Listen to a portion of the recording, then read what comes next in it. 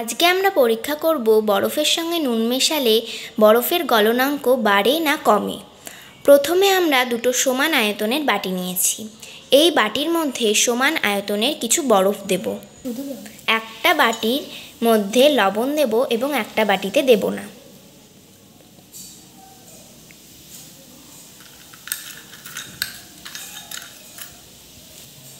এখন বাজে 9:25। কিছুক্ষণ পরে এসে দেখব কোন বাটির বরফ আগে গলেছে। কিছুক্ষণ পর 9:31-এর দিকে এসে দেখলাম যে শুধু বরফটা গলে জল হয়ে গেছে, কিন্তু নুন মেশানো বরফটা এখনও গলেনি।